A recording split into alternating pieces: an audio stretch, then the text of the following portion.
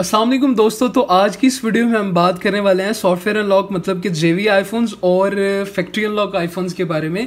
तो चलिए हम अपनी वीडियो को स्टार्ट करते हैं बगैर टाइम को वेस्ट किए हुए। लेकिन मैं सबसे पहले आपसे एक चीज़ कहना चाहूँगा, अगर आपने मेरे चैनल को सब्सक्राइब नहीं किया तो प्लीज़ इसको सब्सक्राइब ज़रूर कीजिए ताकि आपको इन्फॉर्मेटिव वीडियोज़ मिलती रहें। तो चलिए हम अपनी वीडियो को स्टार्ट करते हैं। तो सबसे पहले मैं आपको बताना चाहूँगा कि आईफोन के अंदर 3 टाइप्स होती हैं, मतलब कि एक FU मतलब कि फैक्ट्री अनलॉक आईफोन, और दूसरा जो है वो जेवी आईफोन, और थर्ड टाइप जो है वो तो आपको पता ही होगा बहुत से लोगों को कि आई क्लाउड में जो आईफोन होता है जो बाहर से आ जाते हैं।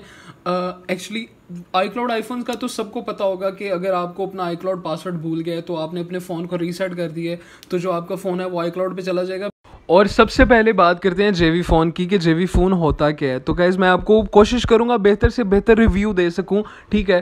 तो कुछ लोग जो होते हैं जेवी फ़ोन को परचेज़ करने से डरते हैं, हालांकि ये जो फैक्ट्री अनलॉक फ़ोन की निस्बत जो होता है वो सस्ता होता है, और कुछ लोगों को ये डर होता है कि यार जेवीज़ बंद ना कर दी जाएँ। तो ऐसा कुछ नहीं है। हाँ, 3-4 साल पहले जो थी जेवीज़ बंद की गई थी, लेकिन उनकी लेटेस्ट जेवीज़ आने की वजह से पहले जो हमारे पास आती थी आर सिम आती थी, और खैर कहते हैं अभी भी इसको आर सिम ही है, लेकिन अब ऑटो जेवीज़ आने लग गई हैं। मतलब वो बिल्कुल फैक्ट्री अनलॉक फ़ोन की तरह जो है वो वर्क करती हैं।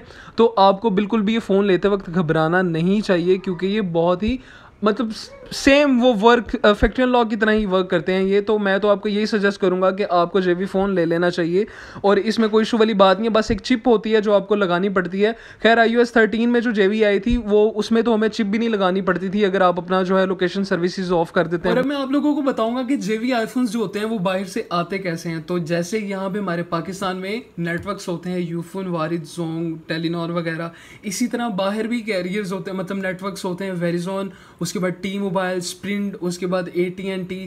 तो मैं आप लोगों को ये बताऊंगा कि अगर बाहर का कोई बंदा आईफोन परचेज करता है तो उसे उस जाहिर सी बात है उसमें सिम भी यूज़ करनी है, तो वो जिस नेटवर्क के जाके सिम लेता है उसने उनके साथ उसको एग्रीमेंट करना पड़ता है 1 साल का, कुछ मंथ्स का, जितना उसका दिल चाहे।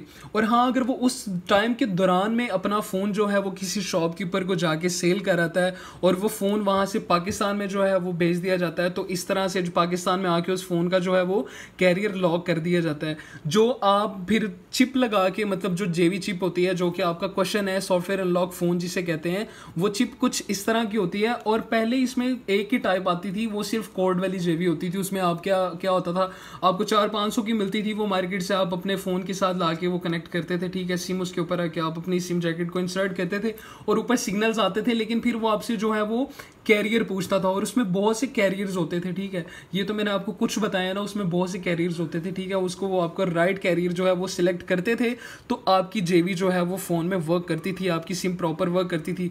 और इसमें पहले जो होती थी सिर्फ 3G वाली जेवी आती थी, लेकिन अब इसमें एक और टाइप आ गई है जेवी की जिसे ऑटो जेवी कहते हैं, और इसमें 4G भी होता है, और इन फ्यूचर उसमें शायद वो 5G जेवी भी निकालें। खैर लेकिन अभी पाकिस्तान में तो 5G आया नहीं है, तो लिहाजा हम इसकी बात भी नहीं करेंगे।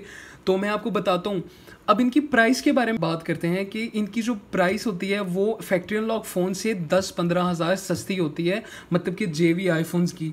क्योंकि ये लोगों को ना मतलब एक वो डिसएडवांटेज लगता है, ये जो फ़ोन होता है ना जेवी फ़ोन, तो लोग इसको बहुत ही मतलब समझते हैं कि यार ये कि अब हम जेवी फ़ोन लेंगे 10-15 हज़ार रुपये और डाल के जो है वो सही वाला फ़ोन ले लेते हैं फैक्ट्री अनलॉक।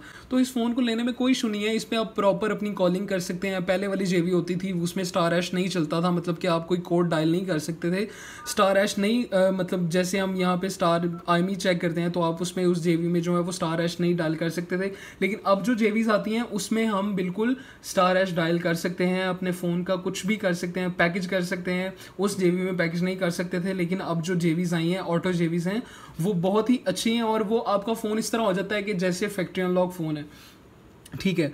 और इसकी प्राइस के बारे में जैसे कि मैंने आपको बताया कि पाकिस्तान में जो फ़ोन है जेवी वो फैक्ट्री अनलॉक फ़ोन की निस्बत जो है वो 10-15 हज़ार सस्ता होता है, और उसे लेने में कोई भी इशू नहीं है। आपका 4G ठीक चलता है, आपकी सिम के सिग्नल बिल्कुल ठीक आते हैं। बस एक जेवी फ़ोन होता है, अगर आप उसे रीसेल करना चाहते हैं, अगर उसे वापस मतलब बेचना चाहते हैं उसे यूज़ करने के बाद, तो आपको कुछ मतलब कि प्राइस जो है वो उसकी गिरानी पड़ती है, फैक्ट्री अनलॉक की निस्बत थोड़ी ज़्यादा गिरती है। लेकिन अगर आप उसे परचेज़ करते हैं तो फिर भी वो आपको जो है वो फैक्ट्री अनलॉक की निस्बत निस्बत जो है वो सस्ता मिलता है। तो अब हम बात करते हैं फैक्ट्री अनलॉक आईफोन के बारे में।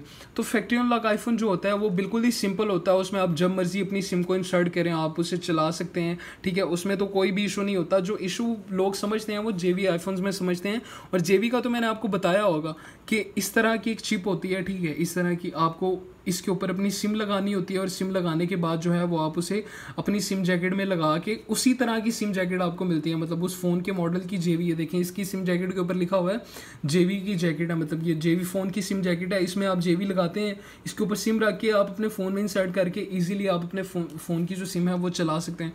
तो गाइज़ अगर आपको मेरी वीडियो जो है वो इन्फॉर्मेटिव लगी तो प्लीज़ मेरे वीडियो को ज़रूर लाइक कीजिएगा, मेरे चैनल को ज़रूर सब्सक्राइब कीजिएगा, और अगर आपका कोई क्वेश्चन हो JV के बारे में जो मैं आपको बताना भूल गया हूँ, क्योंकि मैंने तो कोशिश की थी कि मैं आपको बिल्कुल सही से रिव्यू दे सकूं, लेकिन अगर फिर भी आपको कोई इशू है, मतलब आपका कोई जो कॉन्सेप्ट है वो क्लियर नहीं हुआ, तो आप मुझसे पूछ सकते हैं नीचे कमेंट सेक्शन में। मैं इंशाल्लाह आपको ज़रूर जो है वो जवाब दूंगा।